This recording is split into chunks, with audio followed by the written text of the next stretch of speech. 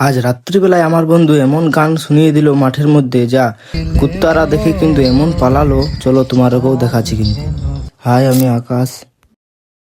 এমন হলো ভুল ছিলে গো, ভালোবাসি গো, আজ কেন এমন হলো।